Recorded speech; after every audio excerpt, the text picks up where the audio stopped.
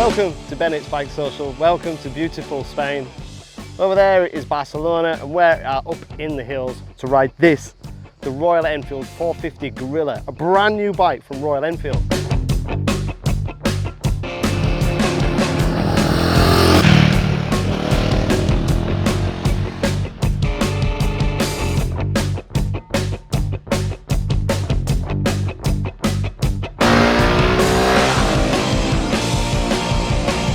Now usually on these tests we compare it to the previous bike, but there is no previous bike because this is a complete new model designed from the ground up.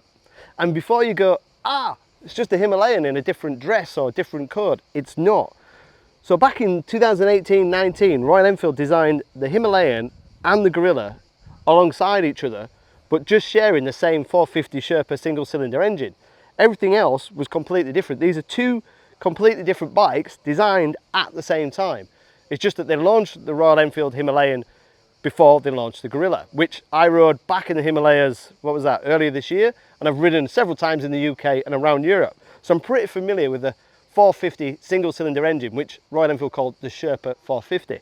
So it's exactly the same power and torque as the Royal Enfield Himalayan because they share the same engine. So that's 39.5 horsepower, 8,000 RPM, 40 newton meters of torque at just over 5,500 RPM off the top of my head. They share the same gear ratios with a short first gear, 6-speed gearbox, not 5-speed like some of the competition, but everything else is completely different. So the chain and sprockets are obviously different, the wheels are different, the chassis is different, the rake and trail, essentially the wheelbase is shorter, the wheels are 17-inch, the brakes are completely different, the calipers are different, the calibration for the ABS is different because we've got different tyres. There are very few similarities apart from the engine, a bit of the switchgear and a bit of the clocks. So what we essentially have is a entry-level A2 compliant street bike from Royal Enfield in these very bold and dramatic colours.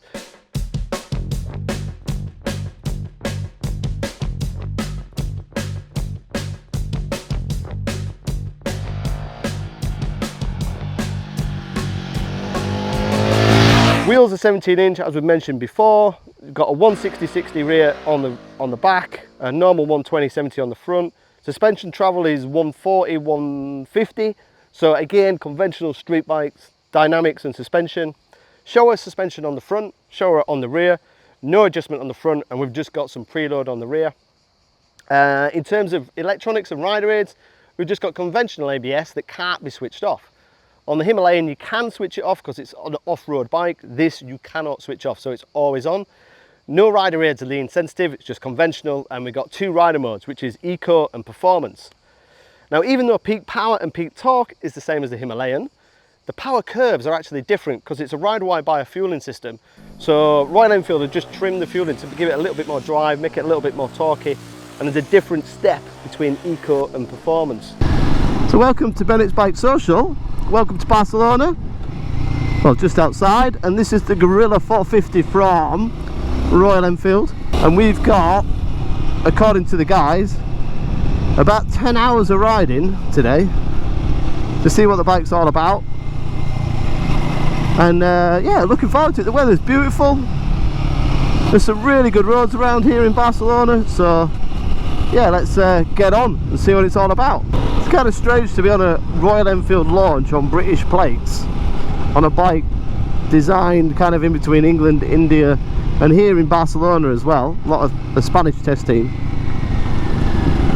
riding around on a bike that nobody's seen because this is, what is it, are we on?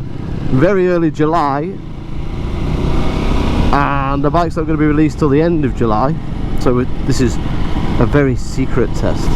Nice of the trucker to let us by. So on these CAT tyres, if I remember rightly off the top of my head, which I've done alright up to now. I've always been a bit Indian tyres, but these are actually holding up pretty well. We've done quite a few twisties, and yeah, they just take a bit of, you got to build the confidence into them. Clocks are, yeah, they're really nice actually. Full digital, Bluetooth connectivity, I can make calls, I can answer text messages, play music. I can change that so half of it is the map navigation, exactly the same as the Royal Enfield, which I rode in the Himalayas, and I use the navigation really well, but we've got a little guide, well, a guide rider in front of us, so I'm just going to follow that dude. The only downside is that connects to your phone, which takes a lot of power from your phone, but there is a little phone charger just underneath my thumb there, so you can be connected, but then you need a wire going from there to the phone in your pocket, which some people like, some people don't like. Personally, because on a launch like this we're always jumping on and off the bike to do video, pictures, etc., so I don't want to be connected to the bike, so I'm just going to ride as it is without the connectivity. But when you do connect it, and I've ridden the Enfield Himalayan with the navigation, it's really good and very simple to operate from the little toggle here on the left side, which again, we don't know a price, but I think it's going to be probably a below 6 or 6ish. It's quite a good setup for that price. How nice is this? Unsure about this colour, but the other colours I really like. There's one kind of browny one that looks kind of real 70s, like the kind of brown a 70s porn star sofa would be, or a 350LC. Oh, I don't know if they did a 350LC that was brown. Enfield are definitely aiming at a much younger audience with these real dramatic colours. The only problem with that is that puts it against bikes like KTM's 390 and Husqvarna's Smart Pillin and Vit Pillin, which are single cylinder A2 compliant bikes that got more power and more rider aids. See the problem? The bike is lighter by 11 kilograms when you compare curb weight, or 7 kilograms when you comparison of dry weight. So the actual dry weight is 174 kilograms. So because it's shorter wheelbase and shorter geared and it's got the same power, it does feel a little bit more lively. It has a little bit more performance and a little bit zip than the Himalayan, and that's the reason they've had to change the calibration also on the ABS, because we're running grippier 17-inch tyres that have been designed in partnership with Royal Enfield for this bike. As I said, we've had the opportunity to ride around Barcelona, which is going to be the perfect habitat for this bike. This is where the bike is going to live, in the city, getting good looks, getting reflections, and then away from out of town. In the city, it's everything you'd expect from the Royal Enfield Himalayan single cylinder. A little bit chuggy, below 2000 RPM, off the throttle, a little bit sharp, but otherwise, once you're above 2000, nice and smooth, as you'd expect from a single cylinder. Almost every other single cylinder low capacity bike that you ride has that same kind of chugginess at low RPM. Once above that, it's so effortless. There's so much torque from 2000 RPM. It's almost riding like a big scooter. Steering lock is a little bit limited. I thought the steering lock would be a little bit tighter, but aside from that, it's a very easy, lightweight bike to ride. I know on paper it's 174 kilograms, which makes it heavier than the competition from KTM, Husqvarna and Triumph, but it doesn't feel it. There's a nice balance to it, there's a nice low weight to it. I feel at ease with it, and the seat height is only 780mm, which is lower than the competition and obviously considerably lower than the Royal Enfield Himalayan. And with that low seat, I can get 2 feet firmly on the ground, feel very safe. I've got that ABS there just in case I need it, and I feel very comfortable around town. In Barcelona, there's endless speed humps and potholes and ways of calming your speed, and it's coped really well with the many speed humps that we've done. You don't get fired out of the seat, and when you sit back down, it's nice and plush and nice and soft.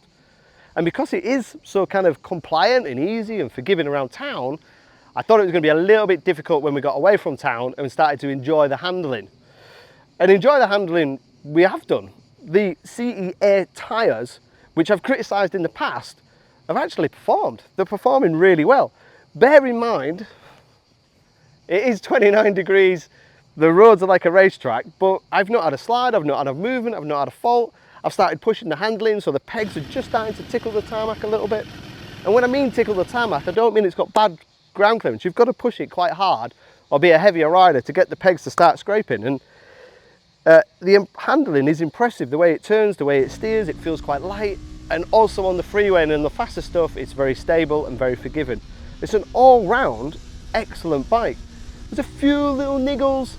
The brake lever is not adjustable for small little hands like me. At high speed, it gets a little bit vibey, but overall, it's a very impressive bike. It runs near enough identical clocks to the Enfield Himalayan, which have got Bluetooth connectivity. They're very simple to operate and to adjust. You can have full navigation on there, you can take calls, you can listen to music, you can do what you want. And it's very simple and straightforward. There's not a lot of rider aids. And that's kind of maybe where it stumbles a little bit when you compare it to the KTM and Husqvarna competition, because they come with cornering ABS and multiple rider modes and traction, lean sensitive traction. I think there's a pit lane limiter and a wheelie control, but this has just got ABS. But then the big argument is somebody really going to be looking at a Royal Enfield and looking at a KTM 390 and a Husqvarna at the same time, and probably not. They're probably going to be looking at the Triumph Speed 400, which has got a little less power, is lighter, and will probably be cheaper. Now I say probably, because at the moment, here we are in early July, and this is under embargo, I don't know the price of this bike. I can estimate, because the Himalayan is 6250, it's going to be around £6,000-ish, I estimate. Hopefully in the captions below we'll have the price when this video goes live, and we'll be able to illustrate it here.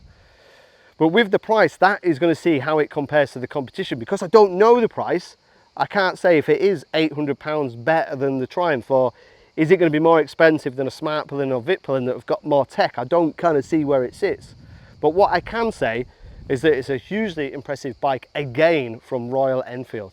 It's very mechanical, it's very strong, it feels like a big motorcycle, it feels solid and robust, yet it's easy to ride and accessible, and I think new riders are going to love it.